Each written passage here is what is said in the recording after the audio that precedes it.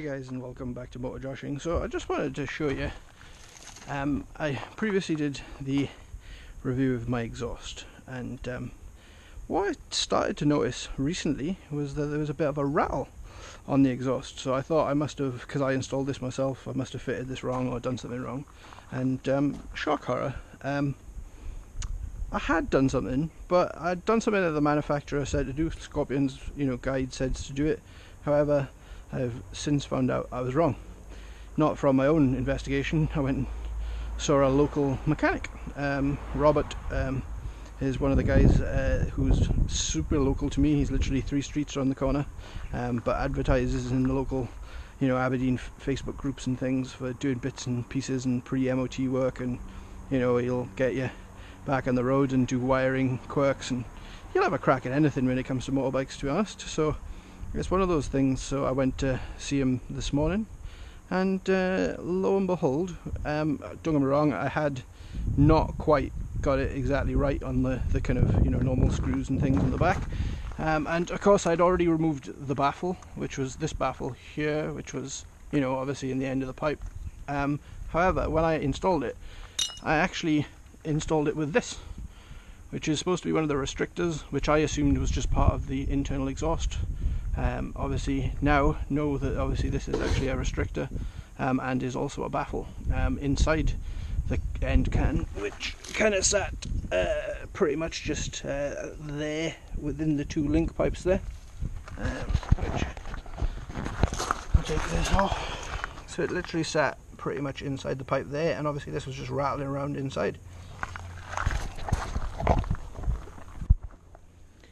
So went to Robert, and yeah, so charged me less than 50 quid, probably about an hour, I would say, for taking. He had my bike up on the stand, took the back stuff all off, realigned it correctly, took this out, the rattly piece of shit, and so lessons learned. Obviously this is a restrictor, and of course now the bike actually has more power again than what I was experiencing.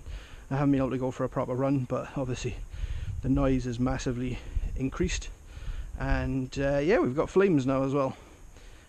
So I just wanted to quickly say, obviously when you are doing things yourself, it's worthwhile having someone with you that actually knows what they're doing, because if that was if I had someone with me that knew what they were doing on that one, this would have never gone in there, wouldn't have had that problem. Don't get me wrong, I still cocked about with it, so but these mistakes are going to be made when you spend 5 hours knocking about trying to fit your own exhaust as an amateur. So some experienced hands make light work, and fortunately for me, I didn't ruin the system or anything, and burn 500 quid in the drain, and lessons learned, these things don't ever go in, and now obviously it's just a straight shot, so it's sounding louder again. I know the GoPro's not going to probably pick this up. Nope, stop that. Okay, it's not worth doing a demonstration of this exhaust outside my house, where I'll piss off my neighbours. So I've come down to my little car park that I quite enjoy, mainly because it's quiet, because it's a park and ride car park and no one parks and rides at night, and we can give it the beatings and hopefully get some flames. So I've already rode down here, so I already know it's warmed up.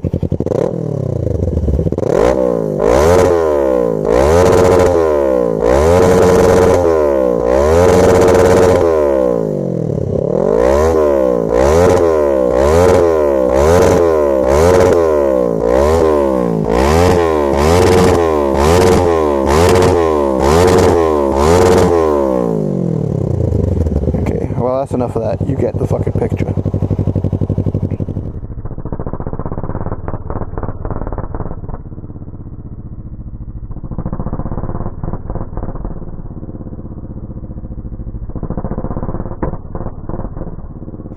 Anyway guys, with that in mind, as you see, we have a flaming beast before us, and I can only thank Robert again. I'll put a link to his Facebook page.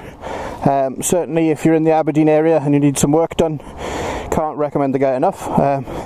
Very knowledgeable, and if you check out his profile and some of the stuff on the local Aberdeen biker groups, you'll see that he's a man in the know and a good guy to have on your side to make sure that your wheels are operating as they should. Anyway guys, I'm just gonna skip forward to some footage that I filmed earlier on. Hopefully more pops and crackles on the exhaust. I'm hoping the audio is a little bit better than last time, but we shall see as we strive for audio excellence. I just wanted to give you that update on the exhaust. It's fair to say mistakes were made by me, an amateur trying to fit his own exhaust, so it kind of goes with the territory, to be honest, but lessons have been learned. It's fixed now, it's working better than ever, power even more across the rev range. I can now do first gear up to 30, and then up and beyond from there. The bike is a lot smoother, pretty much through all the gears. Even gear changes are smoother now, but the throttle response is way better. So again, thank Robert. I'll link to his Facebook stuff for anyone local who needs work done in the description. And I'd like to take this time to salute all enthusiast mechanics and pros out there that help people out when they get into these kind of tricky things. Sure, we do pay them for their time and money and effort, but certainly a massive help, especially in my case where it turned out to be 3 streets away. So anyway guys, hope you enjoy this exhaust update, and I really hope the audio comes out. I know it's always a bit tricky with GoPros. Anyway guys, thanks very much. Catch you on the next one. Ta-ta, bye-bye.